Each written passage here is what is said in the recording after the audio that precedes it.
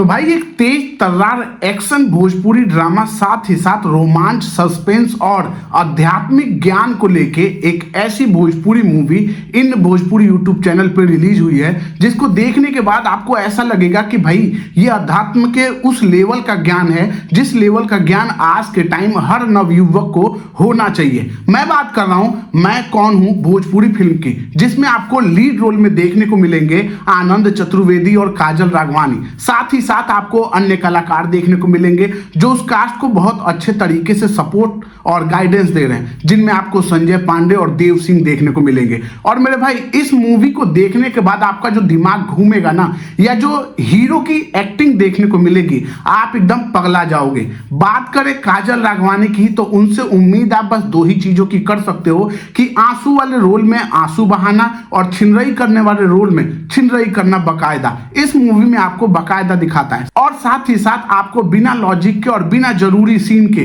कैसे ज्ञान पेला जाता है ये भी चीज मूवी दिखाती है। और वो ज्ञान कैसे आप पर या उन जगह पे जो लोग उस ज्ञान को सुन रहे हैं उनके ऊपर कितना ओवर एक्टिंग असर होता है ये मूवी आपको बताती है 2 घंटे 9 मिनट में। और मेरे भाई वो 2 घंटे 9 मिनट आपको ऐसा टॉर्चर करता है कि आपका दिमाग परेशान ही नहीं सुसाइड करने को मन करने लगेगा। तो मैं बात कर रहा हूं भाई इस मूवी की कहानी की। तो अगर आपने इस मूवी को देखा है तो भाई बहुत महान आदमी हो, और अगर आपने भी इसके कमेंट सेक्शन में जो गुल्लियां उड़ाए हैं ना लोगों ने, तारीफों के पुल बांधे हैं, और उस तारीफों की वजह से मेरी तरह आपने भी ये मूवी देखी है और मेरी जैसी आपको भी ये मूवी लगी है, तो मेरे भाई फिर भी तुम महान हो। क्योंकि इस मूवी के कमेंट बॉक्स देखने के बाद मुझे भरोसे नाम की चीज से भरोसा उठ गया। तो यही बात करने वाले हैं भरोसे की बात के एपिसोड 1 में कि आखिर ये मूवी कितना कारगर है, और आजकल प्रेमानंद महाराज जी से इंस्पायर हुई जनरेशन की ये मूवी कैसी कितनी कारगर है। तो मैं बात कर रहा हूं भाई इस मूवी के आनंद चतुर्वेदी की एक्टिंग की। आपको आनंद चतुर्वेदी जो फर्स्ट सीन में दिखाए जाएंगे कि भाई वो एक एकदम अय्यास लड़का है, माँ बाप के पैसे चुरा के अय्यास कर रहा है, मतलब दारू पी रहा है, काम कर रहा है गलत काम, जिसकी वजह से उसके माँ बाप खुश नहीं है। और माँ बाप तो छोड़ो, उसके गांव का कोई भी बंदा खुश नहीं है, क्योंकि माँ बाप की मारने के साथ ही साथ वो गांव के ऐसे कितने लोगों के पैसे मार के दारू पी चुका है, जिसकी वजह से गांव में बहुत ही ज्यादा बदनामी है। साथ ही साथ सेम कास्ट में लव मैरिज किया है, जिसकी वजह से माँ बाप के नाक ना कटे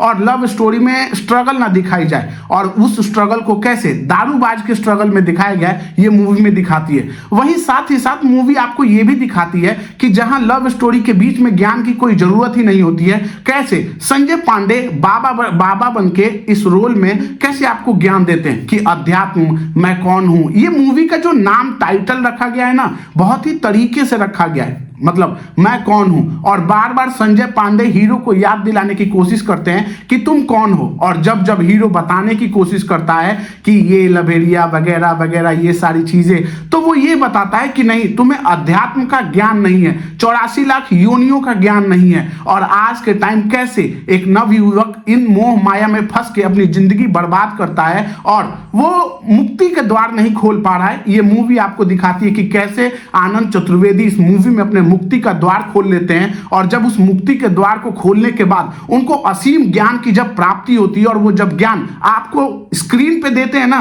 तो आपको लगेगा कि निकाल के इसको 2-4 चपेटे लगा दो। भाई सच में इतना चूतिया लग रहा था, इतना चूतिया कि पूछो मत। भाई नशे कर रहा है, जैसे ही लौंडिया सेट हुई शादी हुई, और शादी भी क्यों हुई भाई, कोई भी आके पेल जा रहा है मेरे भाई, एक्शन ड्रामा के नाम पे हीरो पेला रहा है। बस शुरुआत में 1 घंटे तक यही ड्रामा चलता है कि हीरोइन का बाप पेल दिया, वो 4-5 गुंडे लेके आ गया, 3 गाड़ी में 5 गुंडा लेके आया मेरे भाई, और खुद खड़ा है, बाकी वो 4 चूसे हुए लौंडे उसको पेल रहे हैं, मरा गया है।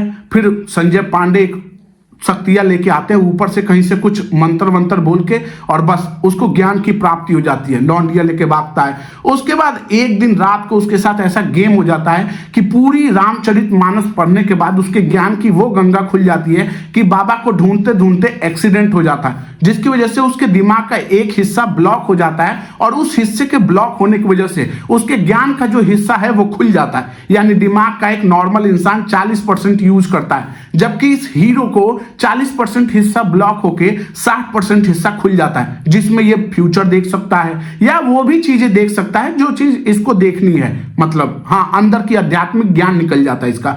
तो ये पहचान जाता है कि इंसान का कोई मोल नहीं है, ये सब मोह माया है। लौंडिया उसको बार बार लुभाती है, हसीन लम्हे वाले गाने सुनाती है, गा के अपना अंग प्रदर्शन भी करती है, लेकिन हीरो कहता है दत्त अंधे की तरह। जब भी हीरो डायलॉग बोलेगा अपना ज्ञान की, तो उसे ऐसा लगेगा कि वो इधर उधर चार लोग उसको ज्ञान की पट्टी दिखा रहे हैं कि देखो बेटा यही डायलॉग बोल रहे हैं, क्योंकि वो डायलॉग याद नहीं हो रहा है। उसके बाद दिमाग घुमाने वाली बात तो तब हो जाएगी जब योगी जी का रेफरेंस इस मूवी में देखने को मिलेगा। वो सीन मैं तुम्हें बताता हूं, हो सकता है थोड़ा वेट करना पड़े। अब इस मूवी में आपको एक सीन देखने को मिलेगा जहां पे एक बुड्ढा अपनी बेटी के लिए लड़का देखने गया, तो लड़का वाले कहते हैं कि भाई ये प्रॉपर्टी है, बैंक बैलेंस है हमारा। तो वो कहता है ये बैंक बैलेंस ये प्रॉपर्टी क्या है, कुछ नहीं है।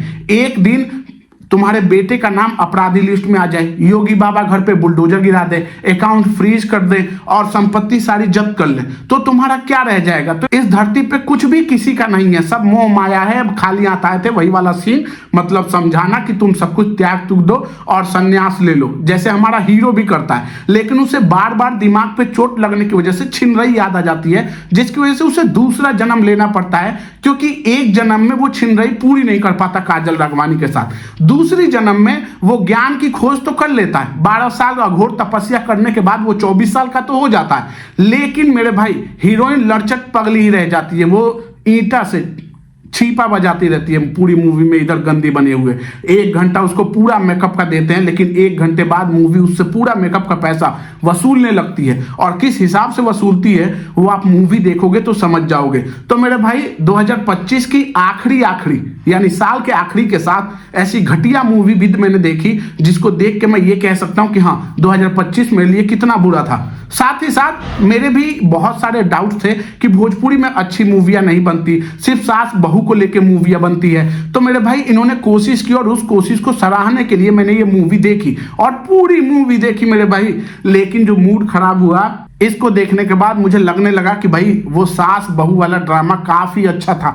मूवी को जिस हिसाब से ये लोग प्रमोट कर रहे थे कि भाई अध्यात्म वाली एक अलग कॉन्सेप्ट पे बनी मूवी, ये कॉन्सेप्ट ऐसा है ना कि अंधे को आंख मिलने के बाद भी उसे भरोसा नहीं होता, वैसे ये मूवी है। या तो मेरे साथ ऐसी फीलिंग है या हो सकता है आपके साथ। तो आपका क्या ओपिनियन था, आपका क्या एक्सपीरियंस था इस मूवी को देखने के बाद, नीचे कमेंट सेक्शन में जरूर बताना। और मतलब अगर हीरो के आनंद चतुर्वेदी की तरफ से अगर कोई फैन रूठ गया हो तो क्षमा चाहता हूं, लगता हो कि मेरा ओपिनियन सही था तो लाइक और सब्सक्राइब ये भी कर देना। बाकी मिलेंगे फिर किसी नेक्स्ट वीडियो के साथ, और अगर पसंद ना आई हो तो डिसलाइक कर देना। तब तक के लिए थैंक यू, बाय बाय।